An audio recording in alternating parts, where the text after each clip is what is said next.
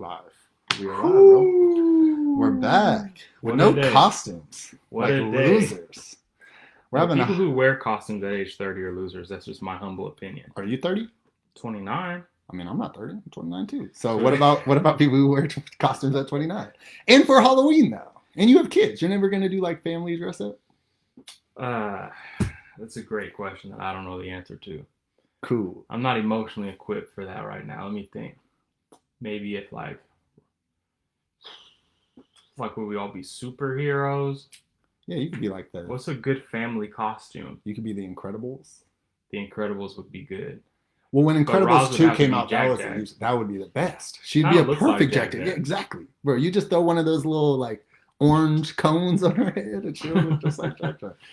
But yeah, man, so on this show, I put that we were going to talk about mainly Halloween stuff, and we could get into some of your stuff because you have some really good stuff. And I'm pretty pumped because I didn't write a whole lot of notes this week because I was just excited about the Halloween stuff. So we'll start there. We'll laugh about some Halloween stuff. We'll get into some of your stuff because I know you have some really good stuff, and I'll try to ask you some good questions, hopefully, about the topics you have, if that's cool. We can just have fun, man. It's All Hallows Eve, and we don't got what. Oh yeah, you do have a couple questions, but we should just have fun with it, man. Even though this is the last cast before the nature of our civilization could be forever changed. But we could talk about candy. No, we could talk about it. I mean, most people already voted, so it's like, I mean... I did see like 79 million votes already or something. Yeah, so yeah, there's a lot of votes already. That's crazy. That's got to be like a quarter, right? I mean, 79 more. That's probably half of the whole voters have already voted. I find that hard to believe. Voted for? Have you voted? I have not yet. I'm a voting person. Think about it. I don't know. I have a ballot that I might just drop off to I have one a North Highlands library.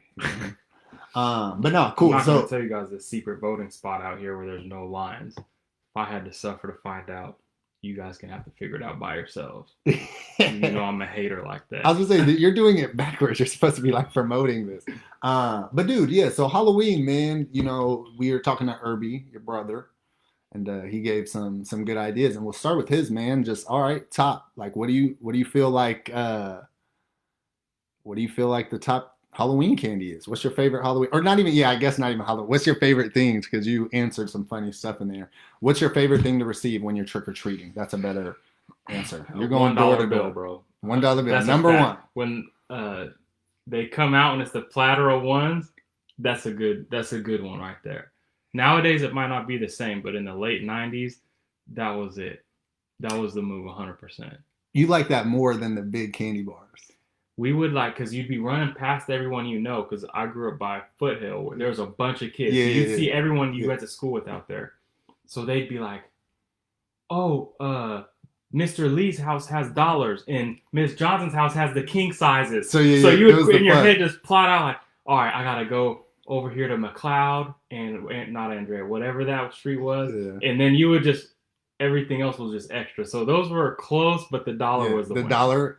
Was it because it was so, like, king size was like, that's the premier candy, but you knew someone had them, where dollars, you weren't getting dollars every Halloween. No, that was like a treat, and you knew you had to get there quick, because you might have been... They stop after they probably put maybe $20 on the tray. And if you don't make the first 20... If you heard from it from someone else, you know that's, like, gotta be quick. Yeah, you might have been too late if you heard it, for sure. I don't know, I like the king size, and weirdly, I don't know why, I never... Outside of the movie theater and buying the bites, I don't think I ever bought a Crunch bar, ever. But I loved getting the king-size Crunch bars. I don't know why. It was like, that's the only way I was going to get them. That and Butterfingers. Those weren't, like, candies I often bought from the store. But I feel like when it was a king-size candy bar, it was usually those. And now I know, because I buy a shit ton of candy, like way more candy than I should, honestly. Those are like, it's like Three Musketeers, Hershey's, Butterfingers, Crunch bars, and those come in a pack, and like Baby Ruth. So it makes sense, like those were the candies you normally saw, because they weren't paying for that Milky Way Snicker combo. No, yeah, because did you see someone posted something that California's candy is the Almond Joy? Did you see that? That's disrespectful. I don't believe that. You think so? They false fake news? There's a couple of those where like they say what California's is, and I'm like, no. I refuse. Or it's just really you learn, you live in a bubble. Because I don't know anyone who's like, yeah, hey, if you don't mind, grab me an Almond Joy. I don't think I've ever done it. Which one? There's Almond Joy. And then there's Mounds. Yeah, they're both terrible. Mounds has almonds. Almond Joy has almonds? So Mounds has like a lot of coconut though. Where I think Almond Joy. That was a stupid question. I'm glad you called me on that. Cause I for sure thought you were trying to catch me on that.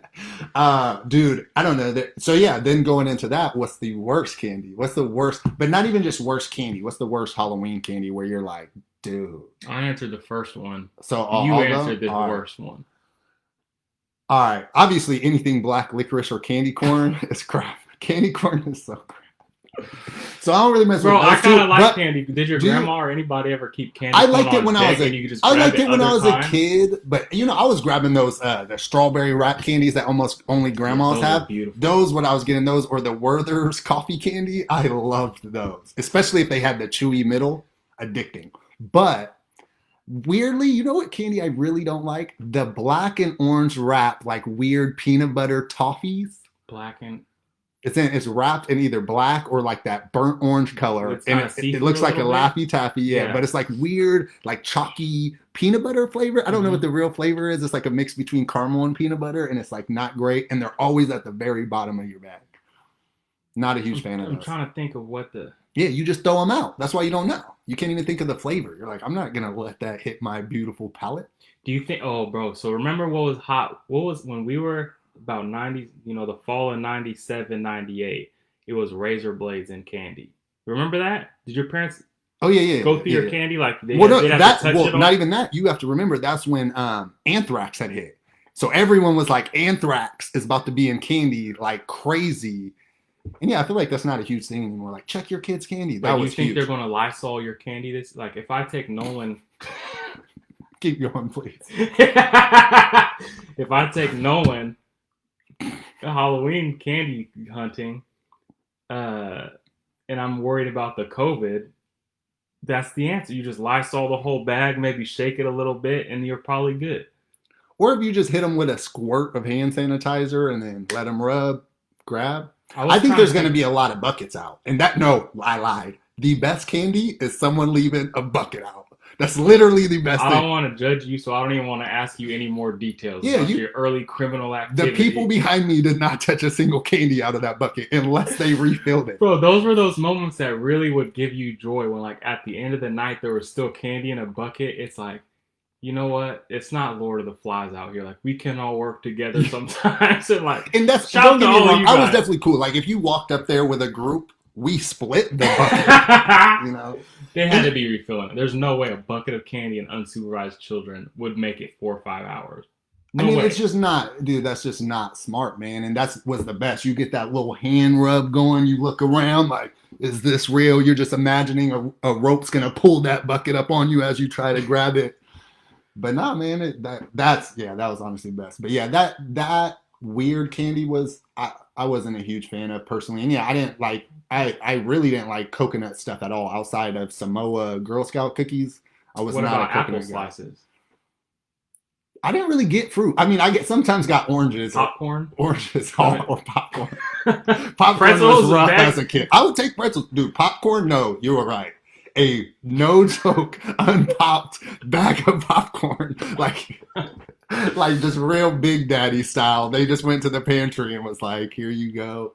That was low on the list too. Oh man. So wait, were you a bucket guy or were you a pillowcase guy? Obviously as a teenager the goal was to fill a whole pillowcase full of. You ever go do the dump? Because people would be stingy if you had like a super full pillowcase. So you're like, I'm gonna go dump so I look like people ain't. I think probably like my freshman year, we did all like the neighborhood to the right of my house, came back, emptied it, and then started. And then I remember like my dad called me or maybe Nene at like 9. It was like, stop bothering people. It's time to come home. And I was like, stop bothering. What you call bothering, I call trick or treating. So I probably never even got more than maybe. And I like you'd start the night sprinting. You had plans and You get tired. Dude, when you had to start do eating some of the candy, then you get real tired. When you used to do that little pillowcase spin and flop it over your shoulder. Yeah, because you'd put all the. That was another, like, if you do that, all the candy would be in a tight ball at the bottom. And you compare real quick who has more. And then, those were good times. Do you think we missed that, like, wave of snatching bags? Because I feel like that wasn't, like, prominent. I kind of feel like that, too. I talk to people about this. I feel like we didn't have, like, a huge bully culture when we came up in school. Together. I wonder how much of that is, our school we were blessed that way. Everybody mostly, if you weren't involved in a gang, everybody liked the nerds. Well, that was the coolest part. I feel like a lot of, not to say it that way, but a lot of, like, the more popular kids, which we both were, I mean, by, dance nominations alone, right? I mean, either by objective statistics. Yeah, I mean, really, like, if you look at the popularity contest things in high school, right? Like, technically we were popular. And I feel like that was the cool thing. Like, mostly that's, especially jocks too. Jocks are like the bullies. That's who are the terrible people. And I just feel like we were so cool with everyone. It kind of like helped bridge that together. So it wasn't, and I don't know, that's like when being, a nerd kind of started getting cool. So there wasn't that, like, people bullying you just because you were smart wasn't something we followed, and we kind of killed that tradition. I definitely got made fun of for some of my clothing choices a couple times. I thought I was going to send a new trend, and it went terribly wrong. Dude, I tried to bring Reebok Classics back. I thought, dude, I'm not even going front. I thought I was popular enough to get more people to wear them. I probably helped them sell like 3 extra pairs. And 2 of them were because I bought more pairs to try to make them popular. I want credit for, like, I really feel like I brought khakis back. Like, so hold on, Drew Hibbs wearing khakis constantly didn't do it, but you yourself. I want some credit for that. But yeah, no, I never snatched a bag or had a bag snatched. I don't think anyone who we hung around with would have tolerated, that really. Yeah, I agree. It would have had to be like on some Lele, like us doing it to us type stuff. Like we created a game where if you get your bag snatched and you let it go, you lost it type stuff. Because that was the stuff we were doing. We were doing like that grimy stuff, Dipset stuff. You poked a straw through my high C before, through my styrofoam cup. That was my go-to move. I was famous for that. You gave me $1 though, so you were pretty cool about that. Because you did it post-lunch too, which is like the biggest a-hole move ever. Like to do it post-lunch when you like got it, and it was high too. It was pretty full. I bought it at the end of lunch, walk into class. What's up, Jay Rich? What's up, bro? How you doing? Pop. And I didn't know what to do. I was like trying to plug it, trying to finish it. It was tragic. Who didn't go to Foothill. Yeah. I don't remember when exactly, but it was extremely popular to knock food out of people's hands. Yeah, that was post Lele. So Lele was first, and then so we started playing this game. Lele is where if you touch someone's food before they call it and you say Lele, you own their food. Yeah. I don't know the history of that. But yeah, and people quit all the time. And it's like, if you quit, you can never play again. You remember, like, that was like the code of honor. Yeah. Like, dude, I would always make people quit on fun stuff, man, because people would get you disrespectful. I remember somebody got me.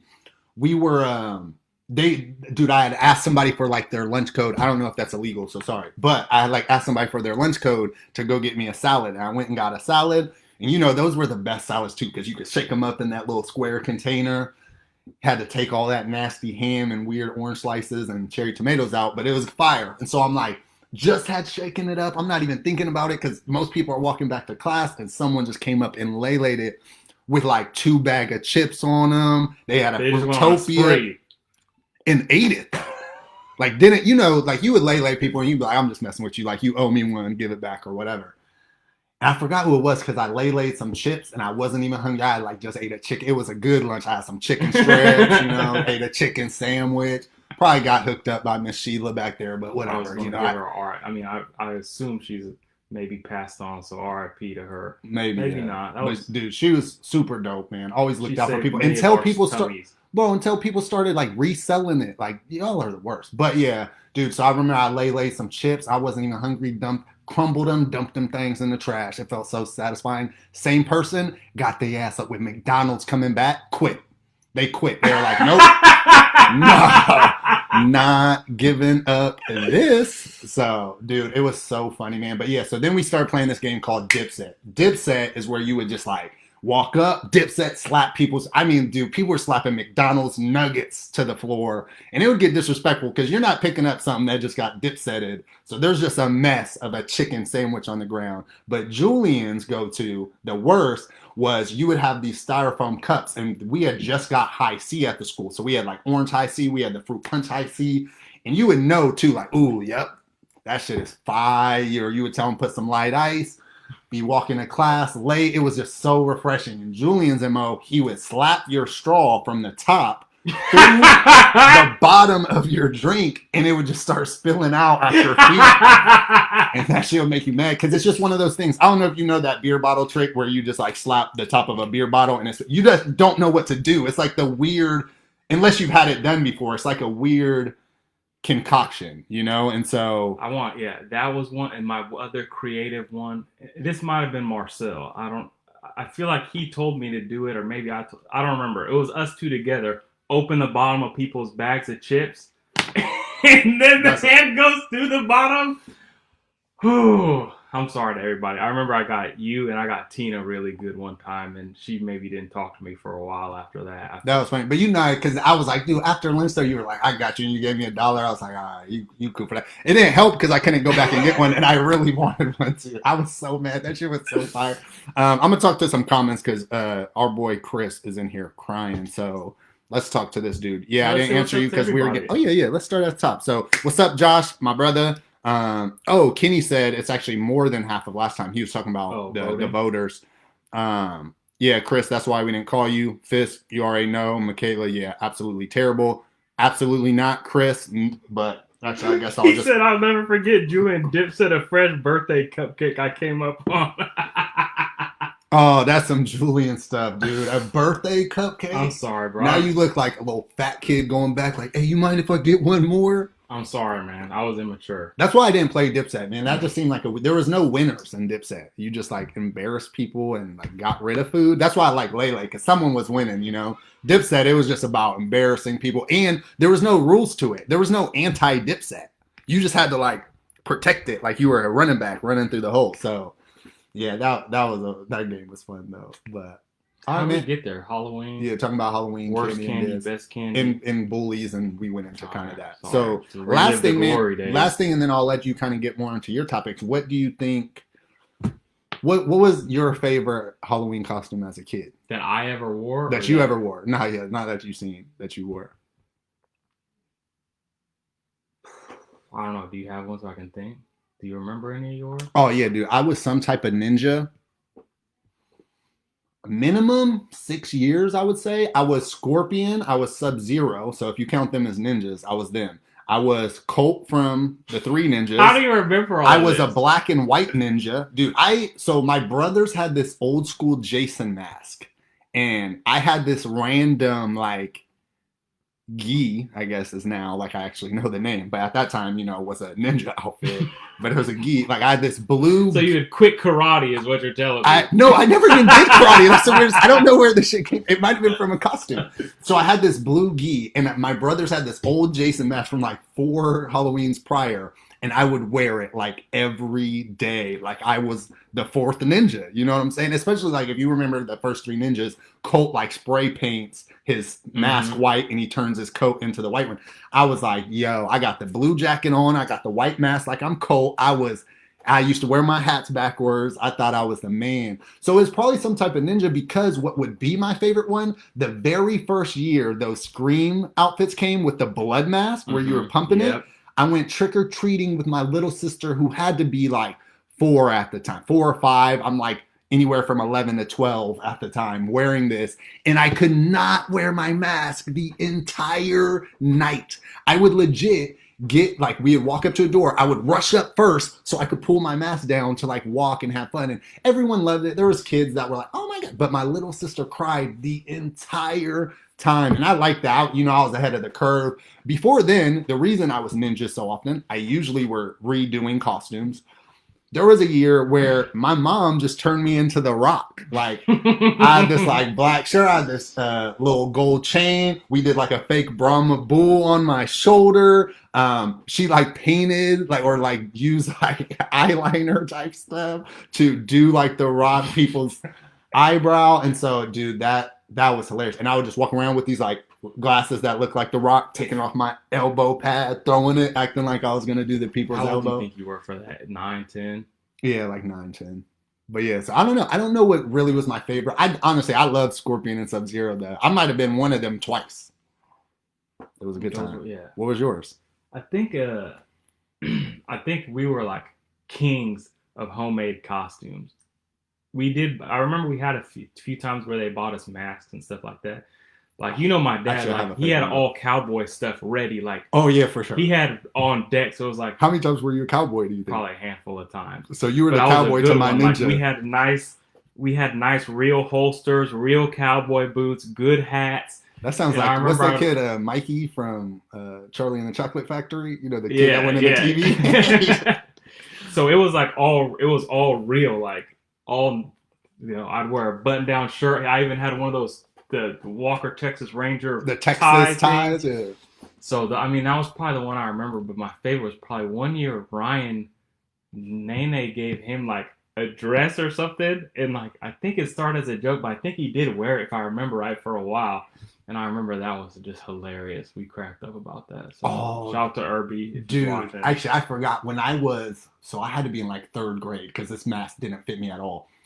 One of my neighbors had went to like Evangeline's and like stole hella stuff, like a lot of stuff. And one of the things he had stole was the Chucky mask from like Chucky's Bride, where he's all stapled up and stuff. And I wore that one Halloween, and it was an adult mask. So I'm this like little kid running around with like this like gusher size mask on. And I love that one too, just because I knew I shouldn't be wearing it. And I didn't tell my mom about it. I like went over there with like, oh, I'm not going to like really dress up. I'm going to just do a homemade one. But I had it planned to wear this Chucky mask, and I wore it where I had to like kind of tuck it in. It just looked way too big. I looked like one of these little Bitmojis, but I remember that was the first times I was ever truly afraid. I was watching one of the Chucky movies, and I was like, we should look up when they came out. But I remember I was at like maybe a cousin's house or something, and they had it on, and I was too embarrassed to try and leave because they would make fun of me for being scared. Like, I was scared. Like, when is this going to be over? I was really... Oh, probably Child's Play 2. I remember Child's Play 2 came out when we were younger, and that movie was just... I was really upset, but like I didn't have any way to save face and get out of there. Good for you, bro, because I walked out of a movie when like I was with all my cousins and we're watching Scream. This one, Scream, like first came out on VHS. I think it was VHS at that time. So it just came out. And so we're like watching that, and it's like one of the parts where they're scaring you, where you think it's going to be, you know, the Scream character. I don't even know what his actual name is, but yeah, the Scream guy. And like as they knock in the movie, someone knocks on the door, and it just ended up being like one of our family members. But after they couldn't like calm me back down. I was like, nah, I'm gonna just sit this one out. And there's a lot of, I'm still like that. Like if I just put my mind and I'm like, no, you're really not gonna talk me into it. I'm just gonna ride this no out. Like you could even give me good, like, dude, it's like super safe. Do it. It's like, no, I told myself no. And since I'm going to have to get myself mentally prepped to do it, I'm just going to ride the no out. Yeah, that is you for sure. But I've watched it multiple times, and I love the Scream movies, man. Not more than I love the Scary movies. Scary Movie 1 Chucky, is elite. Child Play 1 came out in 1990. Oh, when was Child's Play 2? 2, or I guess they came out the same year. Wikipedia says 1990. Okay, never mind. 3 was 91, so they were dropping the first I don't even know like if I watched Child's Play 3. Then Bride of Chucky was 98. So yeah, so who knows? I could have been 2. It was I could have probably been 3 or 4 years old watching Child's Play at my cousin's house. Really? Yeah, it could have been that, but it could have also been The Bride of Chucky. I love The Bride of Chucky though. With that movie was scary, man. That was like, speaking of Halloween stuff and movies, the first movie I watched, rated R movie I watched in theaters, was Freddy vs. Jason. I remember this was at Downtown Plaza. We bought tickets. I still remember the tickets we bought, Spy Kids 3D. And we just chilled. And by the way, it was my second time buying tickets because I watched the movie the first time. It was one of the first like 3D movies like with glasses, so I was super pumped. And you thought the girl was maybe a little bit cute? Oh yeah, for sure. Was that one of the ones with the original girl? Or what did they have changed by then? It was still, I don't know if they like brought her back, but I'm pretty sure it was still the main girl Because you might be thinking of like when they did Shark Boy and Lava Girl and it was weird, but yeah. Well, either way. Sorry, so I didn't. It was so that movie, and then we snuck in, and we had to like wait because they were, that real movie flashlight checking to see if people were in there. But it was cool, man. We ended up watching it. You could tell like the adults next to us were like, these little brats. But it was cool, man. That's the one thing. It's weird, and I talk about it all the time because it really doesn't seem that serious, But dude, we really used to ride the light rail all the way down to Downtown Plaza and be there all day. And this was, I was living on Myrtle at the time, and we moved to Myrtle. Or no, I was living on Harrison at the time, and we moved to Harrison in like 4th grade. Lived there till freshman year. So you were living loose, bro. My parents would not have. I wouldn't be caught dead on public transit before like 15. Oh. But you also we lived right by, we walked to the light. That's a good point. But I'm not going to lie, though, bro. I used to call my mom from the payphone at the 76 gas station there on Watt, right before the light rail. We would walk back to the 76 station, call my mom because we got on the last light rail stop, call her. She would come pick me and the homies up, and we would just go home. And, then it didn't seem that bad. And, she always checked on me. It just seemed like, she knew what we were doing. And when you're a kid, you just don't really know the consequences of what you're doing. And homeless people at that time were just so intriguing. It's like, you guys are wild. This is how you live. I want to live like this. But, I don't know. Yeah, it never really felt unsafe. But I think about that all the time, just being in back creeks when it's flooding and you're just like, let's hop in this weird plastic bin. And you could have drowned so easy. But I do understand why parents got safer, because that's crazy. You think the world has got more dangerous, or you think we've just babied our kids more? No, it's we know more. Before, right? You knew about local news and really big news. Because kidnappings have went down. Murders have went down since we were kids. But I believe so. Last time I looked into that was true. And I think it's just we have more access. So now you're learning about the creative ways, and it's been longer, and there is social media. So they are getting more creative with their weird kidnapping tropes, So I think it's scarier because I think that people are more creative in what they do, but you still watch videos where people are just coming up, just grabbing kids. So there's also that. I don't know if you saw the video from, I think last year where a homeless lady stabbed a kid that was just walking with its parents, just walked up and stabbed the kid. It was the weirdest thing. So yeah, man, I don't know that. I think just the access to the danger is higher, so we know about more danger. I don't think that the world's more dangerous. Bro, I live in a way different area now, and I still do see kids walking sometimes, but and maybe kids are just playing video games more. I don't know, but I feel like we were always walking everywhere. And you'd always see people everywhere. Well, have you seen that? You'd be just randomly walking up to Safeway, and you'd see your friend walking up to Safeway, you want to, you get an Arizona iced tea and some Cheetos. It was all the time. Yeah, it was rare you walked and didn't run into someone you know. It was like being at a local Walmart, just outside. But dude, have you seen that meme? That's the real thing. Is when you used to look for your friends, you would find that circle of bikes and be like, all right, everybody's at Julian's crib. Hey, what's up?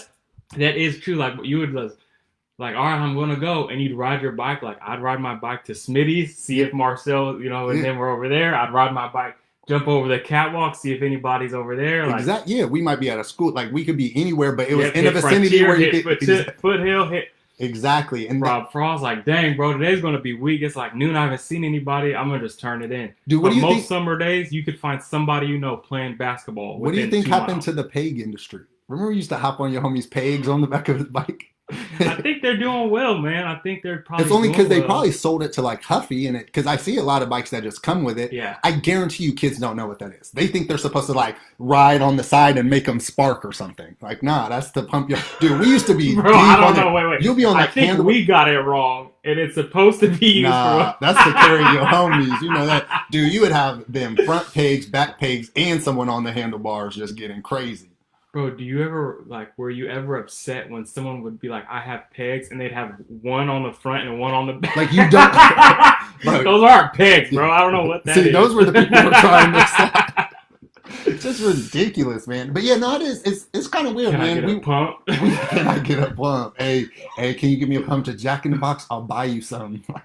Just the roughest, man. But that's what I don't know, man. We went to a pumpkin patch. I went with my brother and my niece and nephew, and it was kind of weird, man. Like my niece and nephew were the ones who got tired. You know, like the adults were like, "Oh, let's keep doing this," and it just seemed like that was more. That used to be, you know, the adults were like, "It's time to go home. You guys are tripping out here," and you're just like running through this corn maze. And dude, my niece and nephew were out there. And don't get me wrong, we went to that Dixon one that takes a couple hours to do. Shout out to Dixon. But they were out there struggling. Just want to let everyone know the producer's in studio. Yeah, he made it. Welcome the producer. Hey. Yeah, welcome everybody else who showed up. Man, being an extrovert sounds fun. Oh yeah, and Shyla showed up. So what's up, Shyla? Yeah, our in-house studio. I'm super pumped. Michael's on the show live. So yeah, let's try to make sure we're responding to him too, because he comes up with some really good stuff. But yeah, no, I agree with it. So the one I'm reading from him is like too much helicopter parenting. Yeah, I think you know being on top of them isn't letting them learn as much for sure. I mean, and that goes kind of with our last show where we talked about that. It's a dependency. You know, we're less skilled than we ever been because you don't have to do anything. Think of how many times you flipped your bike upside down to fix that chain when you were a kid. Hundreds? I mean, some days you did it 20 times because you just never tightened that chain back up. But you would put it on and you would keep riding, no problem. It was just little things like that. When I got my first gear bike, my chain was never on my bike. Like, dude, you gotta pedal while you change it, and you would change it, fall right off. Dude, like 5 feet later. My first gear bike, it would do that on turns. So you would be turning and you would pedal on a turn because you know you're getting that little fast pedal around a turn. Yeah. And if you pedaled while you were turning, the chain would come off. And multiple times I fail because you're when like one pressure's pedal, gone, and you just fall. Why do you make the same sound? Exactly, because you know it's experience.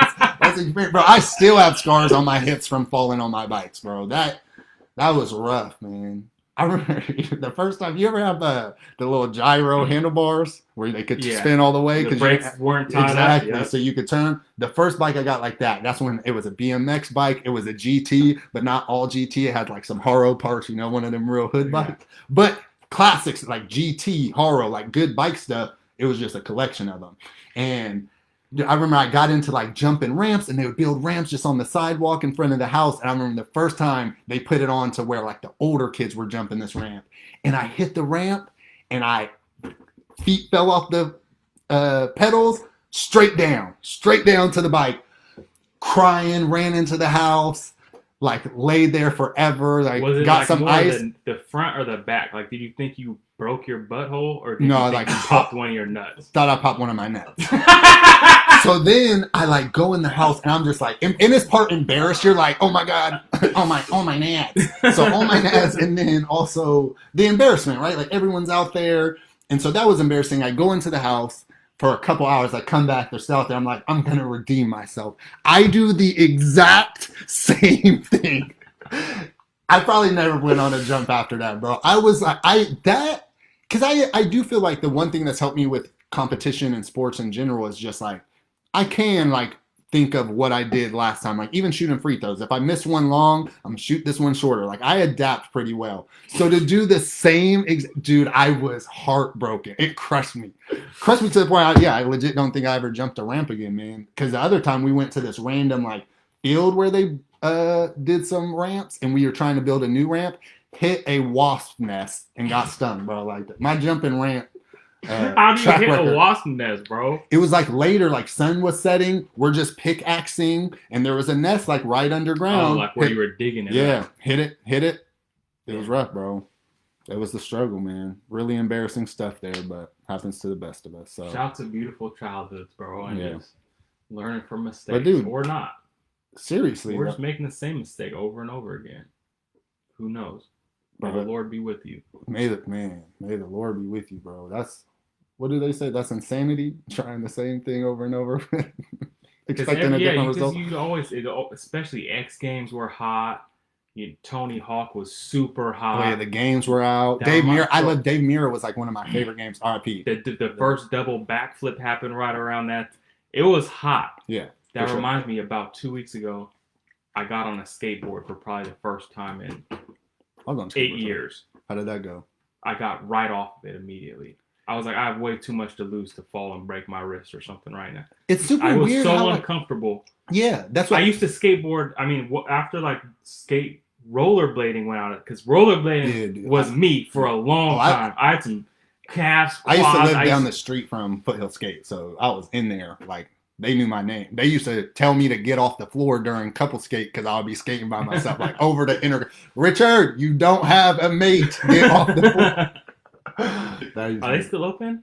Yeah, I'm pretty sure. We went there one time. I went with Nishyla and Bree one time, and this one I was heavier. This one we were both fat, but I was like really, really fat. Dude, I would do like 3 laps and was just We need to have sweating. a Jules and Rich night at the We should, man. State. We really should, man. Irby talked about that. Irby talked about wanting to do his birthday this year. I wonder if COVID, you just got to skate with the mask on. I mean, probably. Dude, nah, even that was back when, dude, if we walked too far, if I walked too long, I would chafe. So I remember, you doing skate over skate to turn, and my thighs were not friendly with the skate over skate. And I was so sad, and I could still skate backwards because I used to be a rollerblader. And if you're a rollerblader, you can still probably hop on skates pretty easy because skates just having the 4 is easier. But, dude, skate over skate right now, Dude, it was embarrassing, man. When you get humbled like that. Was that the moment when you're like, you know how a lot of people like, I saw myself in a picture. No, I'll tell you. At that moment, I decided to lose weight. No, it wasn't that. I was doing skate over skate and my thighs were chafing up, so I had to lose this weight. This little kid and just skated through my legs, turned around and flipped me off. No, honestly, I'll tell you that if you do want to really know that answer, man, it was really. One was a picture. Me and Bree were like out, and I was like turned looking at her, and my cheeks looked like I was holding something in them. And then the other one is I got my face cheek because he wasn't. Our producer wasn't looking. He was like, cheeks. And when I think of cheeks, I think of some booty cheeks. No, but I made this face. You weren't watching, but dude, that, and then I got a front stretch mark. So I'd already got like the side ones, which wasn't anything to me because they go both ways, right? You lose weight, gain weight. But I got the front one and I was like, nah, this is crazy. And I already had, like, I didn't gain a lot of weight up here. I gained some in my face, but not a lot of weight up here. So I didn't tell for super long. But dude, my belly was just a mess. And so, yeah, that was part of it. I mean, and luckily me and you grinded together. So that helped, we were working out, we were juicing, we were trying not steroids. We were doing vegetable juicing. Yeah. With a juice machine. Yeah. How acidic was your stomach in that 14 days? Because I think you quit at like 11 days, right? Because you were like, dude, my stomach is eating itself from the acidity. Who's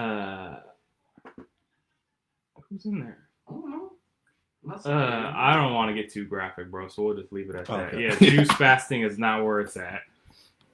But, yeah, man, that was a nice little walk down memory lane. Yeah, that's. But, yeah, we should put together a Jules and Rich skate night, bro. That would be live.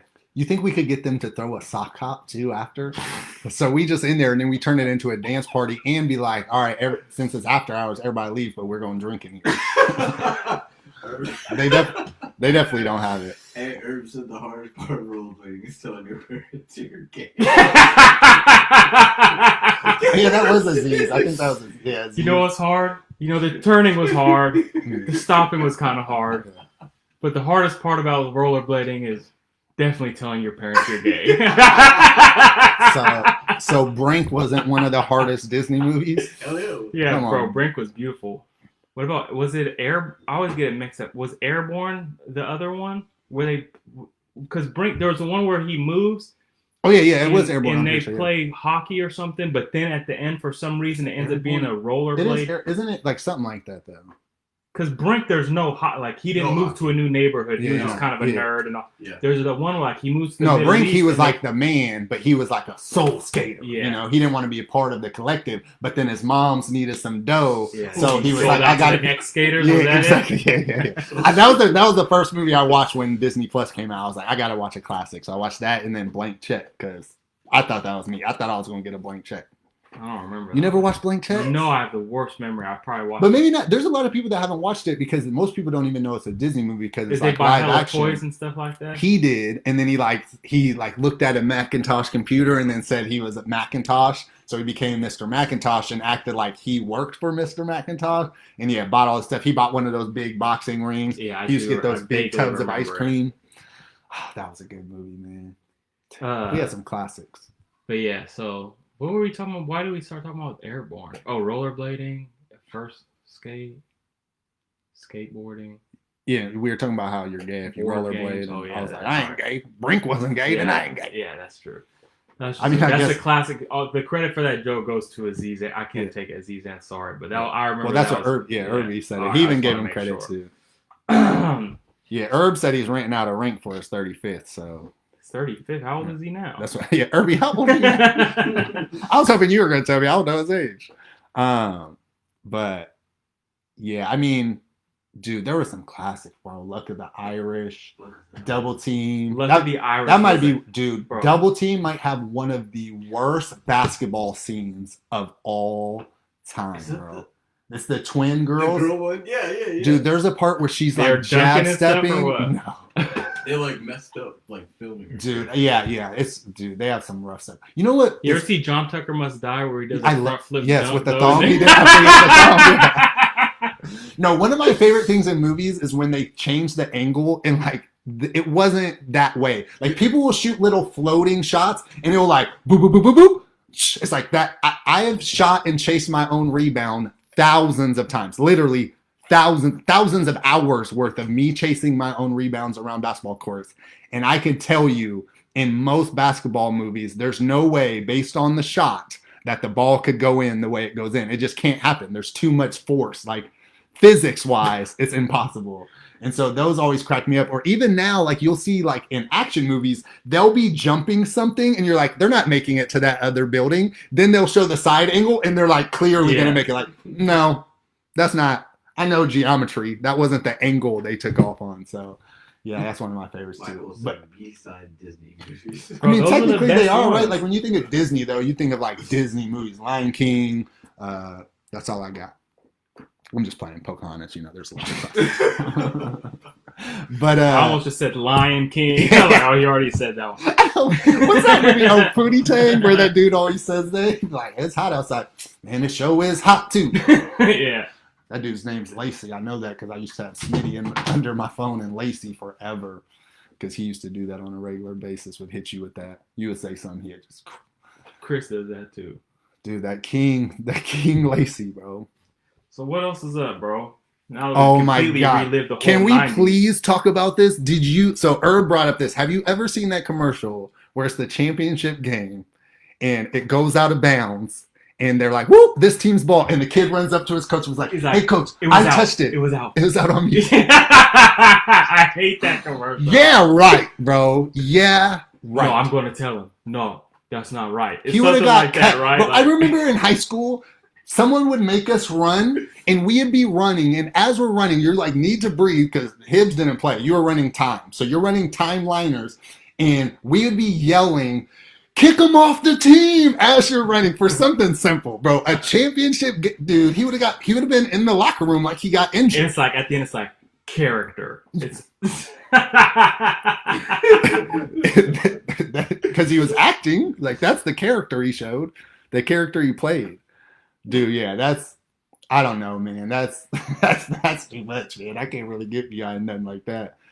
I always wondered, man, that's a good thing. So in football, I always wondered if, like, what would this ruling be? Because you can't really give them a touchdown, and you would probably get banned and kicked out of the NFL. But if it's the Super Bowl, right, and it's no time on the clock, you're up by 6.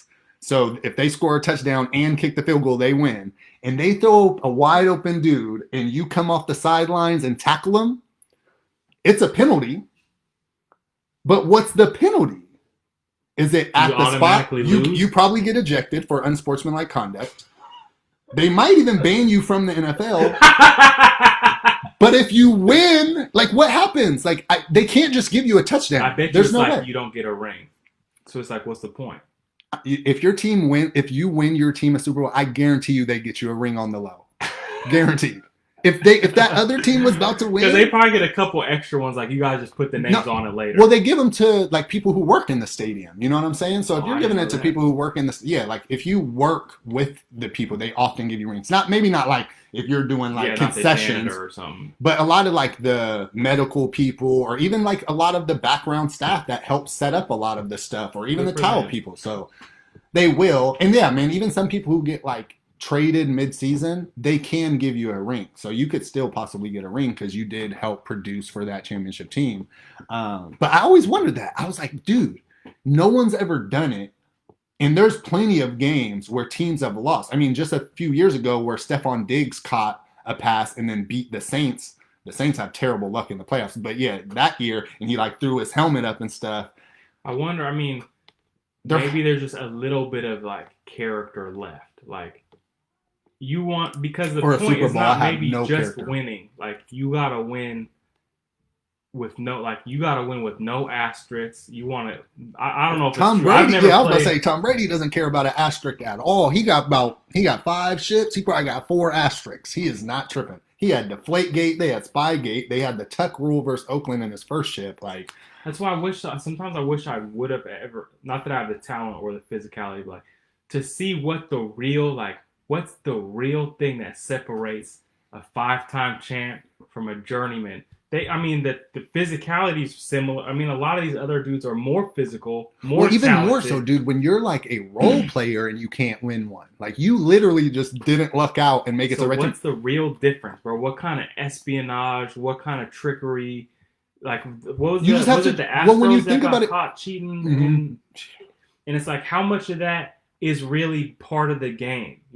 Yeah, a lot of people cheat, but when you're introduced, so for instance, you have to think about it, right? We are talking about rules being made. A lot of new rules have to be made because of new stuff. So they brought replays into baseball, right? There's replays. But to have replays, you need cameras in stadiums that normally weren't there. And if you think home teams are not going to take advantage, because so what they got in trouble for were not stealing signs. Stealing signs is legal in baseball. Even in high school, we changed our signs regularly. One of the main times we changed is when we played through league the first time. We changed all our signs guaranteed for the second time. Because if not, if you steal a sign, they know when you're stealing. They know what pitch it's going to be. There's a bunch of stuff. Like, that's legal. But to do it now with cameras where you're focused into hands and what pitches are being thrown, and not only are you doing that, you're doing it in real time, relaying that to the dugout, and they're knocking on a trash can to tell you a pitch. What about, like, I guess fans can't record games, so that was a stupid question. But because they were using like stadium equipment, so like multiple people were in on it, right? That was part of the thing.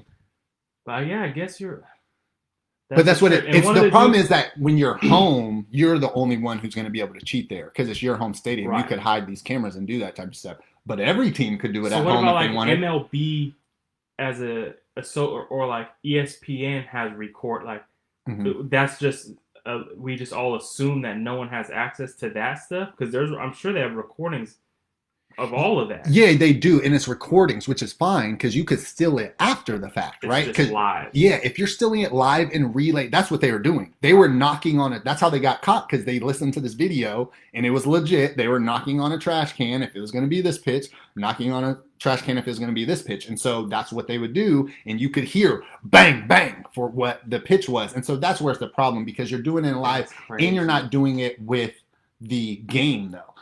The problem is baseball's still old, dude. Baseball has the most unwritten rules, and it's ridiculous. There's a young dude right now who's killing it, plays on the Padres.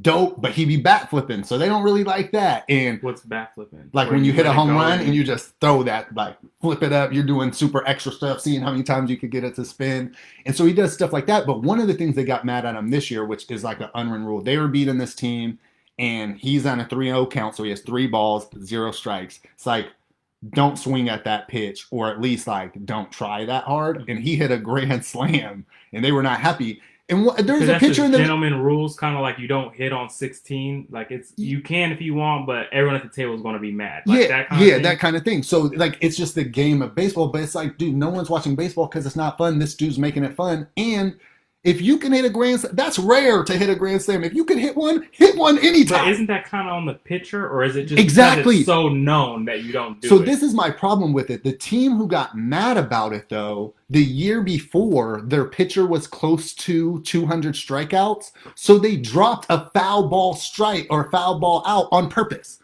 That's against the rules. Like, you're doing that stuff too. So to be mad when you do some of that stuff, like if a dude's throwing a no-hitter, you don't bunt. Like, you got to try to hit versus that guy. You know what I'm saying? So, like, there's some of those rules I like. Like, if a dude's about to do a complete game, it's the final inning, and you bunt and you're not going to win, you just want to bunt to ruin it, you're a hater. Like, you should stand up there like a man and bat. You know, I feel like do if agree with someone breaks one of those rules, I like it when they all rush the mound and fight.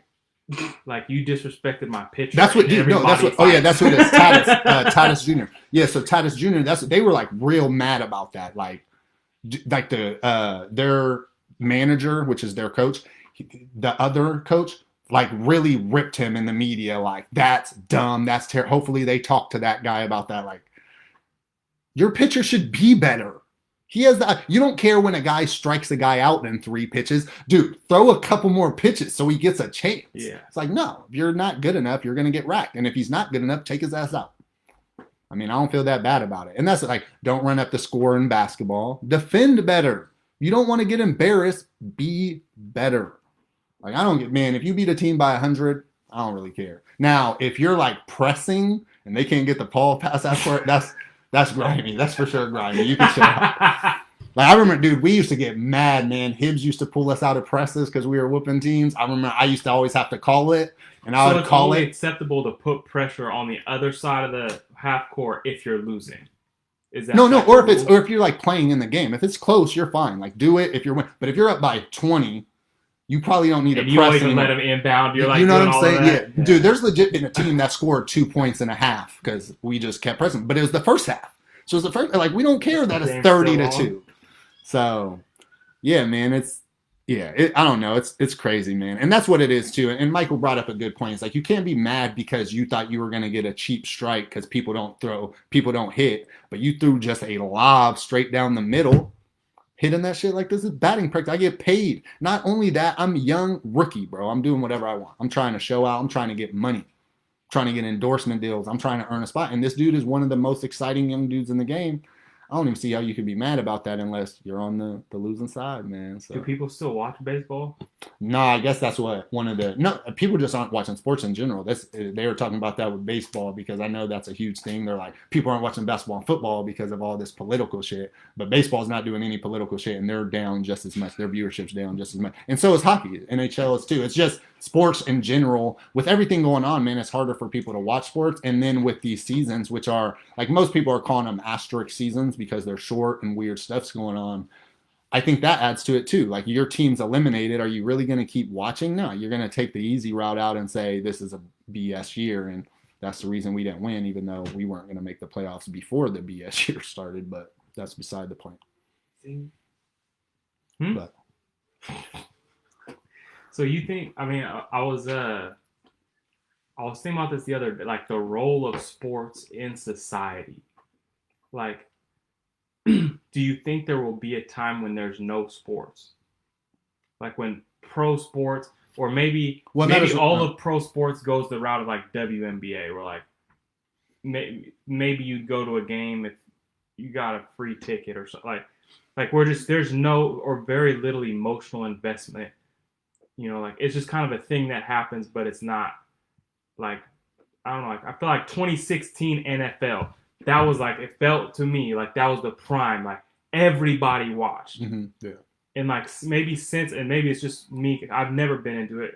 Everyone knows, I've said it 50 times, but like, from an outsider's perspective, it's like, since then, it's like every year, and this isn't even the Kaepernick thing, which is like, that was like the epitome. And then like, it's kind of fell off. And then obviously COVID.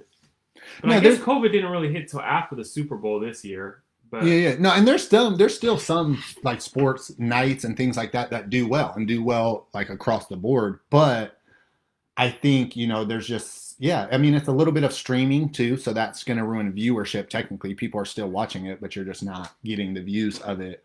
But yeah, man, I think it's like right now, especially, it's hard to go on, but I think it's fizzling down. I don't know that we're going to get to a point without sports. I think if anything, it will dwindle because right now they're raising the cap because of these TV, contracts higher and higher. And they're not lowering these sports caps. So players are making more and more money. I think the first thing that will happen is athletes will start getting less and then maybe, but when you just think of like, dude, the gladiators and just the history of entertainment and the human facet, I think it's going to be hard for it not to be a thing. Because that's what I was thinking with movies, dude, where movies are going now and with streaming, and seems like they're just going to saturate the market with actors where you're just not even really going to care about the big. I'm going to become an actor, bro. With how much content they put out, if I can't get a role, then you didn't try hard enough. That's for sure. That's for sure, dude. Like that's. Oh, there's a new TV. I bet if you could, maybe our producer can look this up. How many new movies and TV shows were created in 2019? It had to be hundreds. Netflix, Hulu, Amazon, Apple Plus, Disney Plus, YouTube, Amazon, Peacock, YouTube Red, Quibi, Crunchyroll. Absolutely. Oh, if you count animes and cartoons too, it's gonna go crazy. You want to know? Yeah. Does it say? What is it? It says 532 original scripted television series were created last. So that's 1.4 a day, roughly. That's TV show. How many was it? 532. And think about this though. How many pilots didn't get picked up? Guaranteed at least that. So how many extras are they chewing through? We need to quit our jobs. Bro, how many? 532 TV shows? That means, let's pretend each of them had 8 episodes. But what if for the first 10 years you do pilots that don't get picked up? You just got paid nothing. That's why I'm an extra. I just get paid to show up. Like that little $300 a day? Yeah. I'll make a living off that. Until they're like, dude, you have 96 credits as an extra. So everyone's going to be like Actors Guild card now? Like, dude, that's what I'm going to be like, dude, I will keep doing my hair different. I'm the king of that. I will keep different hairstyles and just keep going on this. Like, bro, I mean, I guess my hairline's going back a little bit, so I guess I can't play like a high schooler anymore, but like, I'll play you can't in a porno. Like, bro, for the longest time, I could have been like the backup jock who like backs up the bully, like.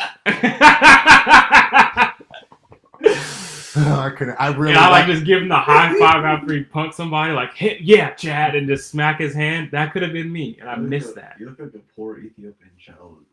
How? They don't have fly hair like this. Michael said you can replace Jesse Smollett. Bro, you heard when Dave Chappelle called him Juicy, that French dude? Yeah. Dude, the way black people try to give black people away from the black establishment is the best. Like, nah, we're not taking that dude.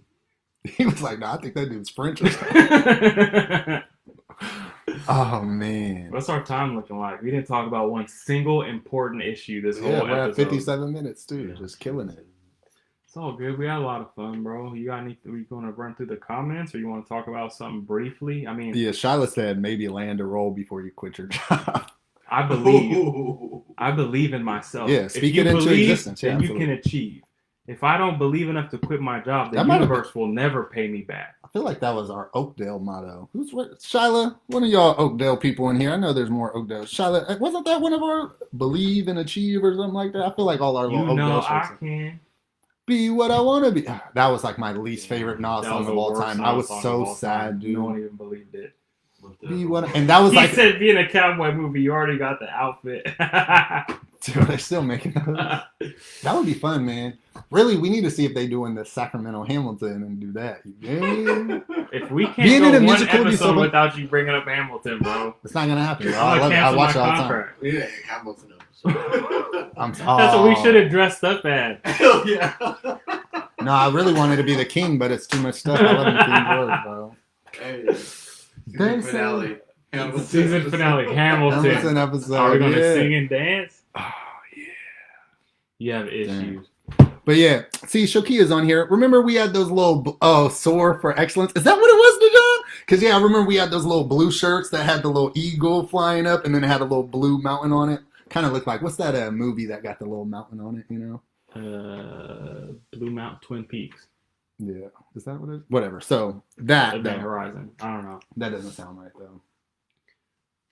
I don't care. Either way, but yeah, I had that sword of excellence. Dijon. What's your favorite scary movie? My favorite scary movie. Scary Movie 1. Halloween episode. He said Scary Movie 1, of course. Come on. I don't know, Scary Movie 2. Like scary. Oh, all right. What scares you? Oh, like who's the scariest? Jeepers Creepers, bro. Damn. He was like the one where I was like, oh, you're not getting away from him.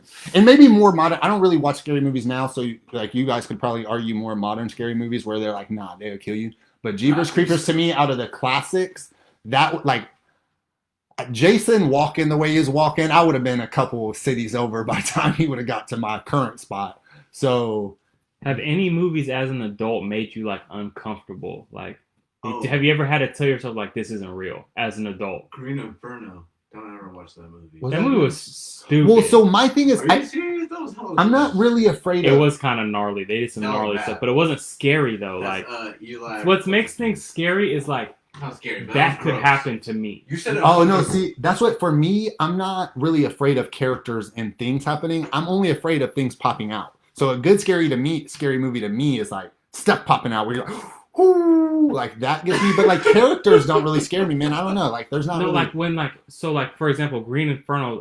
I'll quickly summarize. They go on like a trip and they get caught up in some stuff they didn't sign up for.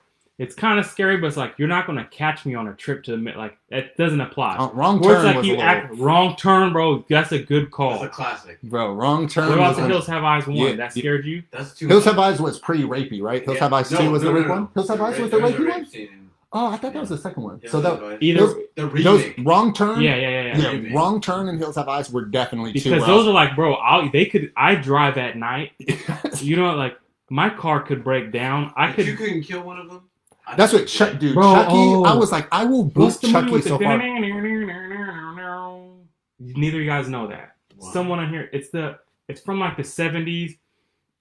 You've never heard that tune? I heard the tune, but I don't know. So that's from a movie. Hold on. Michaela said anything paranormal only because I've experienced things. I need please in the comments, Michaela. More. Either DM us. We're gonna share some paranormal ghost stories. Because we had an idea to go meet a psychic that's in Sacramento and report back. Bro, am I gonna be part of this? Somehow we came across the same. I was looking at Rottweilers online. Yeah. You know, people tag weird stuff on Facebook. Oh yeah. So I see this girl's face and I click on it, and she's like, it's like they investigate haunted houses and stuff in Sacramento. So like, I sent it to RG, and he's like, "Bro, I've seen that. I'm down. All right. So, but anyway, so tell us your story. But someone commented that. Oh, he said Deliverance. Deliverance.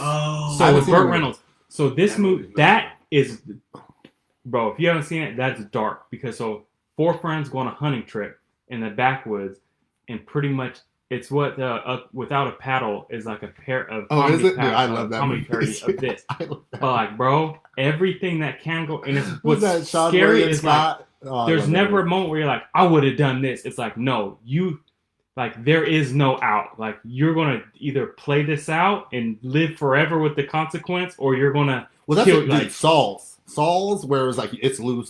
Those were rough too. Because like you put yourself there, and it's like I have a decision to make, and there's no like that wouldn't have happened to me. It's like no, those are the ones that get you. Because most scary movies, you're like as a black dude. As a black dude, I'm not getting into that. Yeah, this would have ended within 2 seconds. That's why Snakes on a Plane is one of the scariest ones because you can't do anything. No, dude, that movie you told me to watch, I actually watched most of it. I have to go back and finish it. The Platform, dude. Bro, how do I know that's what you were talking about? Because that's one of the craziest movies I've ever seen. That's have you seen it? And you told me to watch it. It was good. It was good. You should watch it. It's good. Like the psychology about it. It was good. Yeah. Spain or some shit. It was good though. But yeah. Nah, man, I'm trying to think like real, like what besides like incidents like the Scream story earlier. There's not a lot that really. Jeepers Creepers, because it was like that dude would catch you without a doubt. Especially that one like bus scene, I think might be in number 2. It's like, dude, you lost. You're done. Like you're not outrunning him. There's like you just lost. You ever see? Sorry, you go. The director was like caught for like child porn and stuff. And what? That makes it kind of dark. The director of Jeepers Creepers and all of them actually. Like, I mean, to be fair, like I know you do support them when you watch it, but I don't like give a shit about it. That's the only thing I'm like, No, dude, you know what movie I really, really liked as a kid? Identity. I want to. No, I know what you did last summer. Ooh, dude, that and that Candyman. Candyman for sure. Probably. That Candyman remake looks really good too. Bro, did you ever see Identity? No, it's a good movie. I wasn't a huge scary movie guy ever though. So what about what kind of reminded me of Identity was the latest, not the last one, but the one with James McAvoy where has split personality. Split. You know, he has like split personality. Like his personalities are split. Samantha. Which one of those have almond in it? Almond Joy? I got a lot going on in my life right now. Those are the best. You're like trying to say that, describe it, and so you describe the exact title. I didn't watch the ghost story. I didn't watch the latest one. Did you watch the latest one? I did not see the last one, but I never watched Mr. Glass.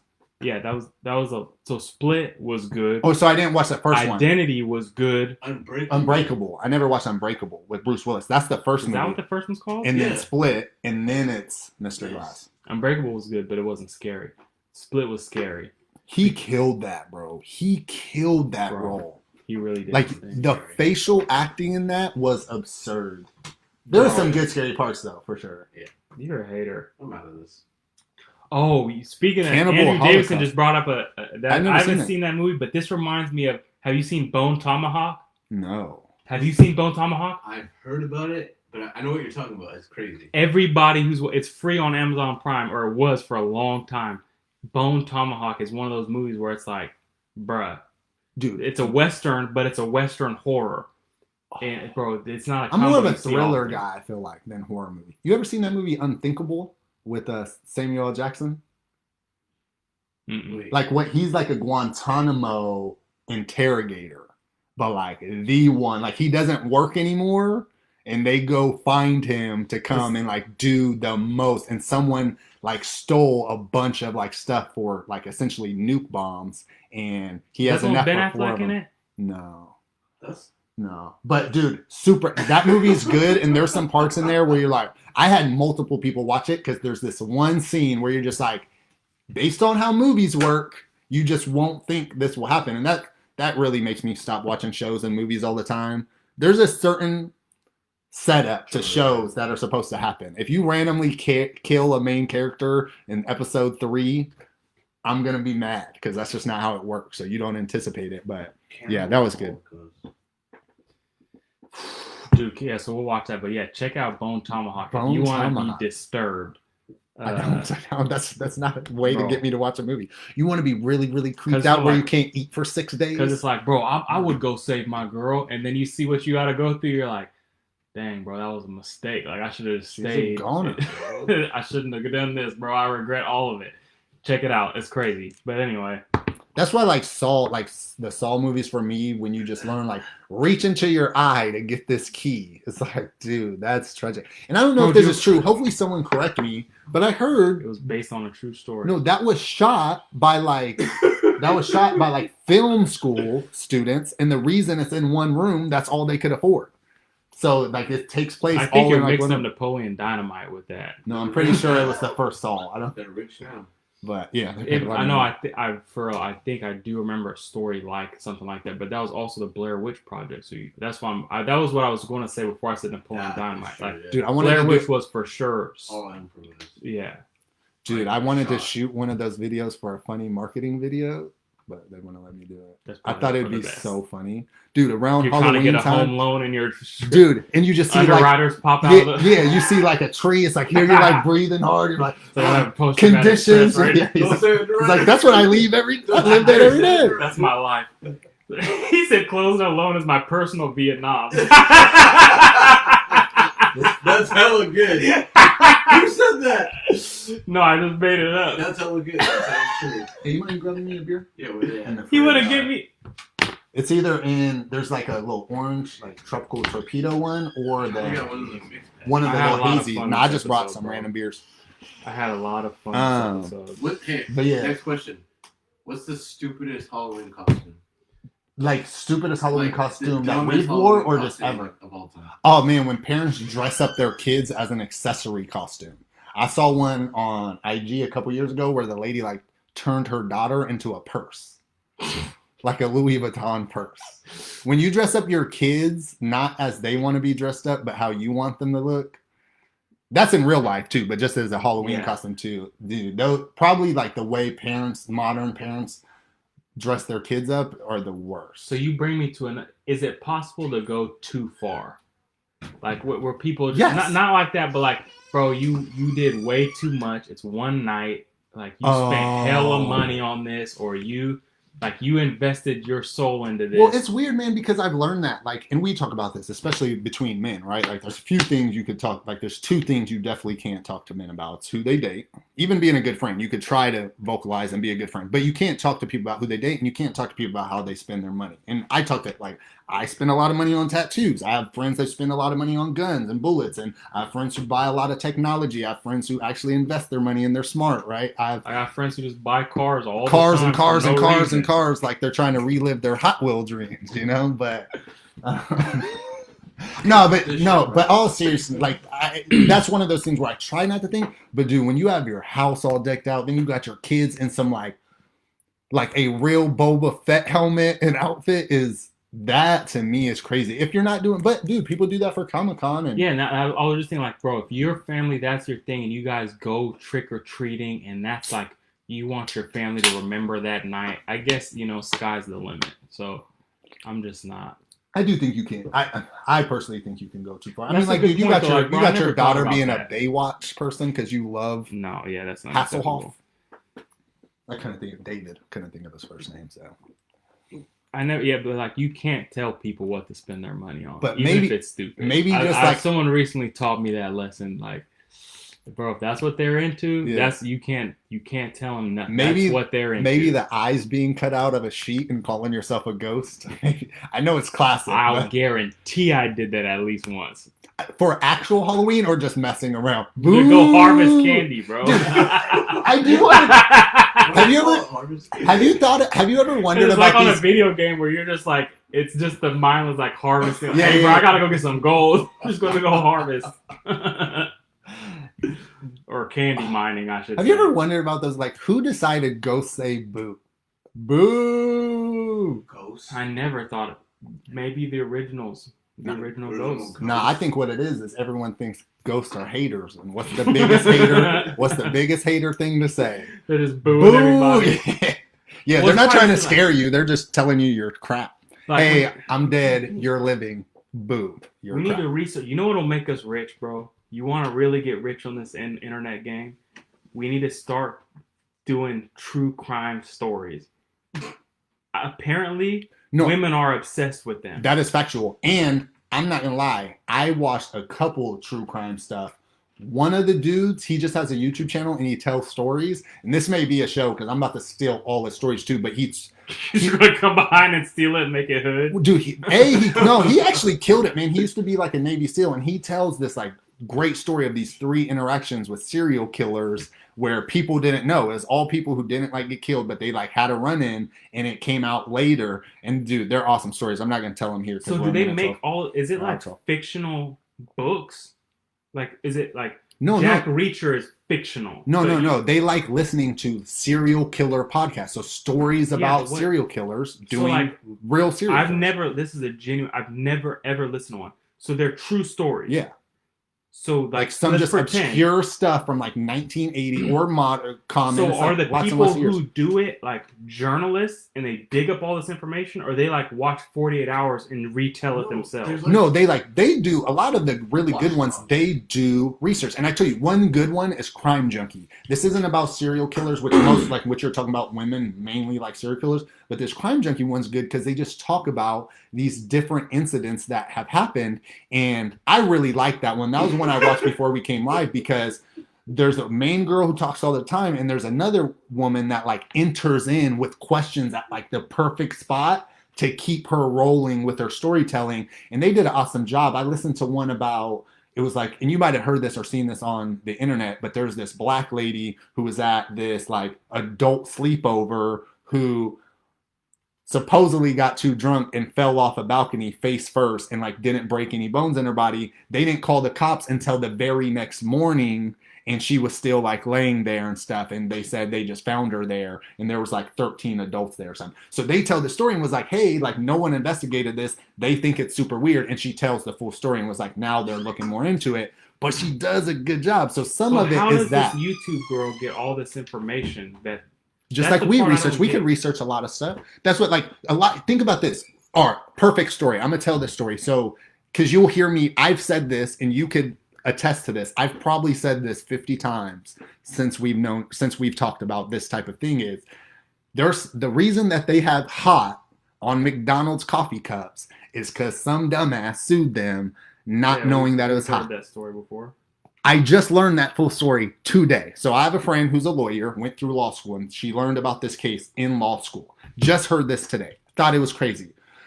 The reason the lady sued is because McDonald's was making their coffee about 50 degrees hotter than they normally made their coffee. They had got multiple warnings to stop doing that. The lady spills coffee on herself and burns herself crazy, where she has to get like skin grafts. Yeah. She tried to sue them for $2,000, her medical bills. They were like, nah. She writes them another letter. If you do not pay for my medical bills, I will sue you. They still say nah. She sues them for her $2,000, and because of all the warnings, the court was like, nah. Yeah. We're giving you punitive damages, $2 million. You know what that's based on? 2 days worth of profits on coffee sales. That's it. That's what they were sued for. 2 days of profits, which ended up coming out to $2 million. So to me, this is just another one of those things where, and it sounds like you actually knew more about the. I've always kind of like shitted on the woman, not knowing really what happened. And listening to that, I was like, McDonald's sucks. I only learned that when I got my degree. You know, well, so we had to learn about law and stuff. And well, not to mention, I thought this was interesting, and I don't know if this. Please, someone fact check me, but I heard this when we were talking about it. That boiling is about 212 degrees. Yep. They normally make their coffee at 140 degrees. So this was 190, anywhere from 185 to 190 degrees that they were serving their coffee, just burning this. Like that's 30. That's closer to. For boiling. some reason, in my memory, it was hotter than that. In my memory, it was like in my memory, it was like 1 degree below boiling, but I'm probably wrong. So yeah, from what I heard, it was like 50 degrees higher than they had been. So that was a crime. That was a crime podcast. Was breaking down what happened? No. I'm just saying, like, there's so much stuff out there that if you actually follow the case, the information's not there. And we talk about this. Yeah, that's a good it's point. The news story, the super highlight. Another crazy thing I learned only from ESPN's 30 for 30s. And you probably know about this. The Duke lacrosse team, right? Mm-hmm. Duke lacrosse team raped this woman. It was a crazy news story. They were innocent. They found out the girl lied. The news story on ESPN for the rape, front page, super news. You've seen it everywhere. I never heard that those dudes were innocent, ever. I didn't really care. I mean, I'm not going to lie, probably a little bit of bias was just like them rich white dudes and Duke. And I didn't know it was a black girl either. I just was like, they probably did some weird frat stuff and raped a girl. I'm not that surprised by it. But to then hear the story come out on the 30 for 30 where it was like, they don't come to recorrect stuff as hard as they do to give you the news. So that's what, imagine exactly, if we talk about that all the time, imagine how many cases we can educate people on if we just actually research them and tell the story. Like, that's what those do. I always assume, like, sometimes I'll say basics, and not that I'm smarter than anyone, but sometimes I'll say stuff I assume everyone knows, and I'll see like a look from someone like, I never thought of that before. And I'm like, I've heard it 50, like, I don't even want to talk about it because it's so chewed up. Like, I hear it all the time. Oh, no. I can't say nothing. Dude, RG just told me about a hot link corn dog the other day, and I was mad. I've never thought of that. I was upset. I've never thought of that, dude. A brat corn dog? That would be fire. Like, what, dude? So, yeah, I guess there are a lot of things where I'm like, someone should have thought of that. Well, I guess we'll add that to the list of our podcast. We'll try and tell you'll be the storyteller and I'll be the question asker. Well, I do think there's probably, we should start with some like really, really well-known cases, man, and then just talk about that. Like, I bet you didn't know that. And that, dude, I really learned this. I've literally been shitting on this. I don't know her name, but I've been shitting on the stranger. Yeah, me too. I did for years. Yeah, me too. For years to find out. And I also thought it was cool enough to share. You learned that and didn't share it with a single soul. So you just wanted to keep everyone blind and think that this lady was terrible. So you weren't reading some weird stuff, then you would probably talk to me about that. Well, we want to wrap this puppy or what? Yeah, man, I'm good. I mean, I'm kind of sad. This is dude. We're kind of going long, but this is the last show before the election. What do you have to say? Come on, man. You the political guy, because I'm ready for the show to be less and less political. I'm like super pumped about it.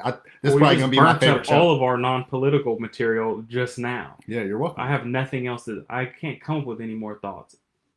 We had all of the fun we could possibly have just now. Dude, this is gonna be my favorite show. Yeah, probably. This was a lot of fun. I love this one. I think the comments were great. We did a good job keeping up with the comments too. Yeah. But I mean, all right. So now I'm gonna work on that. I'm about to get a jar for my dude thing. Here next week, we should both at the beginning of the next week. Maybe we'll both pick a charity, and every time I say the word, I gotta put $1, and I'll donate it. So you guys tell me what's the word I say. Probably either like or bruh.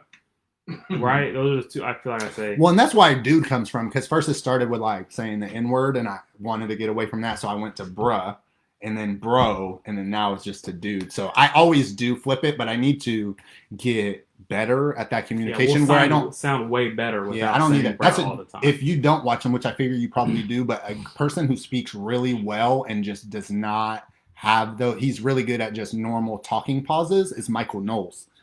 No, don't. Michael Knowles, and he's a more conservative Christian dude. That's why I figured you would watch him. And he's honestly, I think he's better than Ben Shapiro. Ben Shapiro's more now becoming like a personality where he just kind of does clickbait type stuff a little more than I prefer. Where Michael Knowles is still kind of just he's just writing like what he believes destroys Professor. I can't stand. Anyway, so they said, bro. So maybe next week we'll pick a charity, and if you stick through the whole thing and keep the count, I'll do it. What do you think? $5 for each time I say it, or $1? I'm gonna go $1. I'm gonna go $1. I'm gonna be mindful of it, so I'm gonna try not to say $1. What the hell? I could go an hour and say bro 0 times. Oh yeah, so Irby wants us to talk about this. Let's talk about it next show because I didn't watch it. But the Yay Joe Rogan podcast, I didn't watch it because it was 3 hours. Did you watch it? I made him watch part of it too, bro. It was really good. No, I heard great. I heard people who have been anti-Yay lately, like I loved it. Bro, I want to go on record now. Oh, watch Who's the best Yay fan you know? Sticks with him through thick and thin. Oh yeah, you for sure. Okay. Yeah. So the producer pointed at me, so I want credit for all these bandwagoners like Kanye's ahead of his time. I've been with them like I've been with the Browns, bro. You've had some low times. There's a $5 right there, $5. Yeah. But how much? What's our time? 1:21. Dude. So we got. Let's just go to 1:30. All right, that sounds good. Yeah, it's a big election. Time to finish my beer. Social media's been telling us all to vote.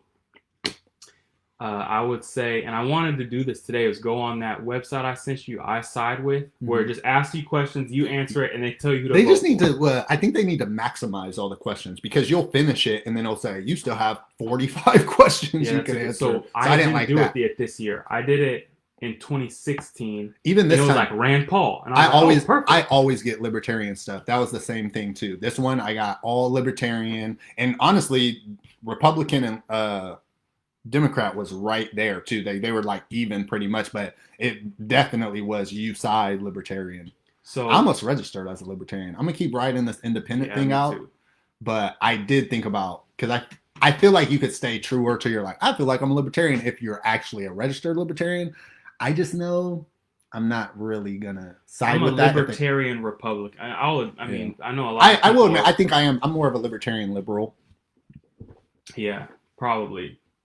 So I stopped. Don't clap me out, bro. He almost just played me out, bro. All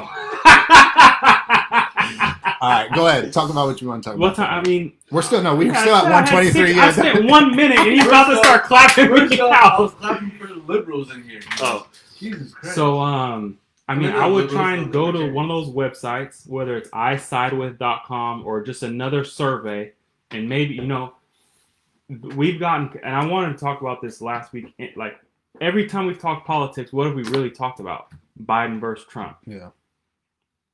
They are both trash. We both admit it. Yeah, yes. Absolutely. There's no question, especially now. There's literally thousands of people who have to be more qualified than these. Yeah, so, and They both have skeletons in their closet. We're not going to dive into it. I don't think there's really a question. Maybe we can argue about the small ones. It does seem weird though, right? I was thinking about this a lot last show, that we're arguing about who has less and who has more. So we're not thinking. It dawned on me, like, bro, this is a retarded.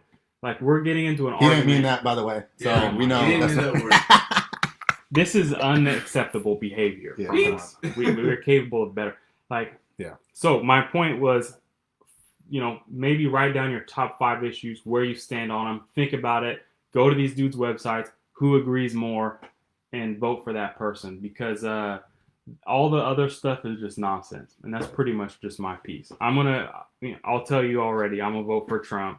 I'm probably going to lose my job in a couple of years, go over saying it, but oh man, they'll come back. Can we do a cancel culture show? Yeah, we'll do it. But they'll probably can't if I ever get famous. But here's the reality. I'm not voting for Donald Trump because he said, I acknowledge he says all this stuff. But at the end of the day, I'm not, I've been on Joe Biden's website for hours. I've read through his policies he put on his website. I'm not going to vote for that man. That's just me. Yeah. I did the time. I spent the research. Trump's not perfect. Overall, he aligns more with me. Yeah. That's who I'm going to vote for. That's what more people need to say. Skeletons in the closet, notwithstanding, and I'm not. This is what we need to know. People who vote for Trump, most of them are not voting for him because of what he says. They're voting for him in spite of what he says. They're like me, they believe he's closer to representing them than the other side. Same thing goes for Biden. I could come up with as much stuff on him, and we could argue about it, but the point is it's there. Mm-hmm. But some people are like, no, I think rich people should pay more taxes. I think we should be more, this or that. I think that, and that's fair if that's what you believe. But just know what you believe and don't let it be the propaganda. Because we've got caught up on it, bro. Man, and I feel guilty. I didn't do my civic duty to break out of that and be like, this is why I'm voting for him. Yeah. These policies are positive. Instead the past 4 weeks we've bickered about how skeletons. Who's the worst. Yeah. And I think, for me, what this has made me realize is we're so in the dark and people really don't know because we're not running on platforms. We're running Republican versus Democrat. And that's how most people are voting. And you see it. They don't care when they're voting on their line, which, by the way, people need to start looking this up. When you vote, it is in a lot of states, actually, it's illegal to post your ballot. So stop doing that. But people are doing that. And you'll see they voted all Republican. They voted all Democrat. And that's how people vote because they don't want to research it. I think if it was more platform-based, and how many times have you done that? I was talking to my homie at work about this, how often you read something, and you're like, oh, that's really cool. What are they, though? And you go look it up. That shouldn't matter. That. Yeah. When they have a pundit on and it's like, dang, it doesn't say if it's a D or R. I don't know if I agree with you, bro, honestly. Exactly. I need to go look it up. Even though you can listen to him say everything you love. I mean, I think that's one of the coolest things. And I'm going to bust you out here, even though I know your hatred now. But one of the first times I'd ever heard about Gavin Newsom was from you. You were going to see him speak. You went and watched him speak. Loved him. You were like, dude, this dude is excellent. Then I think either you went and watched him speak again or you started reading his actual beliefs and his platform. And you were like, I was bamboozled. I remember you were heartbroken. You were like, I thought this dude was going to be dope. You could ask my dad, because I've been a Republican my whole life. Anyone who went to high school with me could say it. Yeah. Well, I went, and it was actually a AP Connect paid for me he was given a rally. I don't know, it was bankers. It doesn't matter. My company sent me. And I'm not kidding, bro. I was hypnotized. I feel like I had just seen a hypnotist when I left. This guy's going to answer this guy, finally someone gets it. Did you know he was a Democrat at the time? Yeah, because he was the lieutenant governor already. So it's not like he was and he was the mayor of San Francisco before that. If that's not a dead giveaway. But he's in there talking. Giveaway. And I was like, oh, he gets it. He's pro-business. Because he'd said all these things and I hadn't had any research to argue. He was like, he's pro-business. Yeah. We're looking for alternative ways to get water so we don't have droughts. Our education system needs reform. We're thinking 10 years ahead, 20. I was like, he's a visionary. And then I see what he actually is about. I'm like, he was just saying every single thing I wanted to hear. And I was like, under a trend. It was I tell people all the time, that was one of the weirdest experiences of my life. I really felt like I was hypnotized. And I looked around. We all worked at American Pacific Mortgage. This is not, slander, libel, nothing. Yeah, it's mostly older white people. I still work there, so don't diss us because I'll fight you. I mean, like, am I disagreeing? No, that's true. Especially, I think I don't know. It might still be just universal or LO wise, but it's like average age is 52 years old. I think it was high. It doesn't matter. They were mostly older white people, and they were all in love with him. My point is, you would think there'd be a variety of representations there, and like politically, yeah. And everyone was just in awe. Like he got a standing ovation. We were all caught up. So yeah, I definitely. So there's just more to the point. Like you gotta go look. If somehow you think Biden's has that hypnotic ability, like maybe you should go. I don't know who does, but like, yeah. Go see what he says. Yeah, and that's just my piece. I'll never be upset. Like you told, I'm not. Never mind. You may or may not vote for Trump, Biden, or Jorgensen, but it might be yay, bro, or yay. Like I trust that you'll probably look into it, and that's all I can ask. Like if that's the value system you believe, yeah, that's fine. But if you're like Trump's a racist, I'm not voting for him, I'm gonna argue. Well, right, like this, we always talk about this book, The Secret of Selling Anything, right? It's like that's what they talk about. People value things differently. By the way, I bought this, so I have like a actual hard copy of it. It just came in too. But in that book, they talk about that is people value things differently. And they give a work example that I love because we all know those people, right? There's people who, no matter what, if you offer them overtime, they're working overtime. Like, I'm about my money. It's about the grind. Then there's people who, no matter how much money you offer them, they are not working on their days off because they're about to be around their family. They're about to do what they like to do. They like their days off. And that just shows like people are different, people are different in that way. And you said something even like, yes, we do want you to vote on a platform because the platforms are what changes people's lives. Yeah. But I'm also not going to be mad if like you can't stand for Biden sniffing girls' hair. Like that's weird. If you have a daughter and you're just like, I'm genuinely not voting for this dude because that's strange. And people have accused Trump of stuff, but I've watched this dude sniff hair. And then the same side on Trump is like, if you can't get behind Trump morally because he just doesn't care to lie, we talked about a thing that we view as a strength today. If you can just openly say things, whether they're true or false, and just you say something out of your mouth and move on, like, intellectually, you're just like, yep, this happened, and just move. Dude, one of the funniest things, and this is not to harp on Trump, I'm trying to do better not harping on Trump, and I hope whoever really sides with Trump decides to vote for Trump or whatever it is, but the one where the hurricane was coming in, and he circled the map clearly with a Sharpie to show, is just like, that level, as much as I do view lying as a negative, it's like, that is dude, I couldn't do it. I would start sweating. I would get anxious in that. And he does it so bold. And in some cases, I feel like can even be admirable. But so it is weird. It seems like we need to go back to our parents where it's like, we don't need to talk about politics. Like that's a thing. You just don't talk about politics. For a long time, bro. That was the rule. Standard. I remember, I was into politics in high school. People like, a lot of people were like, I don't know this about politics. I'm not going to talk about politics. That was like the standard. It would be rare someone would be like, there was people, but like most were like, I don't know anything about politics. I don't vote. That was like the standard until. And now people will be until 2016. I'm not. Don't even sure. Bro, I could name 50 names off the top of my head. I don't vote. I don't talk about politics. And we've talked about this with Flat Earth. We talked like there's a lot of things where you realize people will talk to you passionately, like angry and passionately about things they have no clue about. And it's one of my favorite things. And we talked about it last week where there was just some stuff where it's just like, you maybe don't know. I maybe don't know. You maybe don't. Like, there's just things like that you have in that sense. But to talk in a passionate rage, like I have learned from the 2016 election, that was eye-opening to me. But one thing that I hope from this election that we learned from last election is the people you know are the people you know.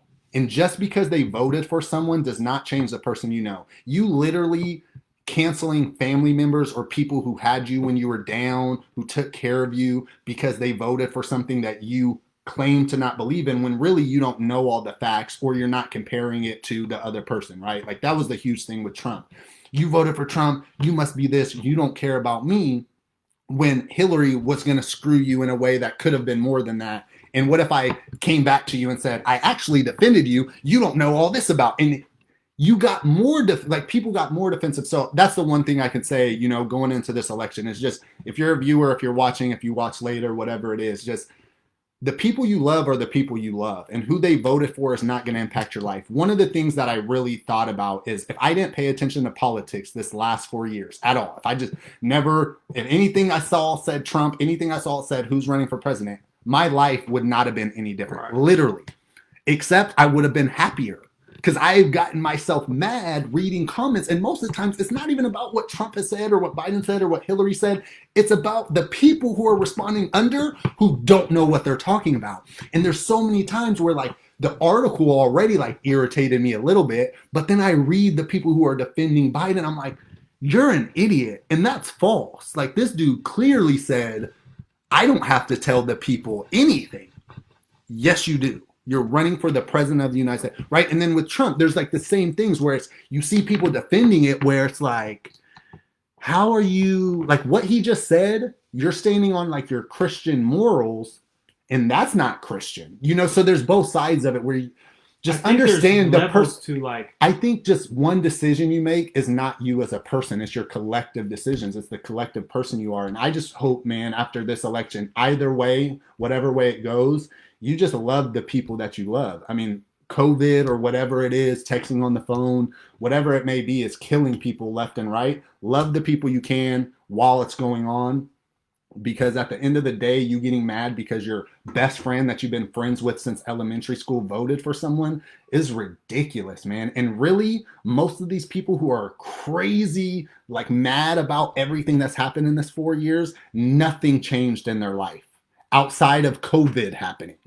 You can't do anything about that. When swine flu came, H1N1 came, there was lots of things that have come that have changed the impact and impacted people's lives. So, I mean, Amazon Prime did. I hear you. But if you vote for Biden, I'm canceling this show. I'm burning this studio. We got 4 more shows, so you better stick it out for 4 more. But yeah, maybe we'll do an election night one. Mm-hmm. Wait, what is it? Tuesday? Is it Tuesday? Can we talk about that? I do feel like it's ridiculous that Election Day is not a national holiday. Yeah, it's Tuesday. I mean, I hear you only because, I would like one. No, I think the day after should be. I think the day after everybody should go get a beer. I mean, in reality, we'd all kill each other because, in a perfect world, they'd be like, "Oh, we won. I gotta get drunk tonight. I gotta recover the next day." That would be the perfect system. Well, I just mean more so everyone can get out and vote. It is hard for people, man. Especially at some polling places. I think in the state of California, your job has to give you time off to vote. Is that real? See, that's what we need to talk about. Not even crime. All right. So this is an idea that I wanted to talk about in the show moving forward. Just like the little crime thing is. Laws you didn't know were laws, because there's a lot of them, and you will be totally shocked. And I want to talk more about good stories. We're going to talk about terrible people, like the 2 presidential nominations. But I want to tell good stories. Let's, maybe every other show have examples of someone who did something good. Talk about their name, put their name out there, because we need it, man. We need to know that there's good people out there. Sentinel, where they would report. Did you ever go to their website? They used to report all the crackhead sightings and stuff on there in Citrus Heights. That would be fun. They made a post and they're like, we're no longer going to report these, just a few months ago. But yeah, man, we've already overran time. That was me, my bad. You did well. You stopped at 30. I went extra though. But we love you. Vote whoever you want. We'll talk to you next week, Tuesday. Hopefully, maybe we'll let you guys know over the weekend if we're going to do one. We love you. You have a goodbye quote. Oh no, yeah, good one. I sent you a quote today, or the other day was if ignorance is bliss, then to some end, knowledge is torment. So just remember, if you're going to be out there, if you're going to research, you're going to learn new stuff, you're going to be miserable a lot, but keep fighting through it. We're all going through it, and we're going to just, as a unit, hopefully make this world a better place. If you have kids, let's make it better for them. And let's just keep learning, laughing, loving, and keep this thing going, man. Keep rolling, man. So. You got yourself.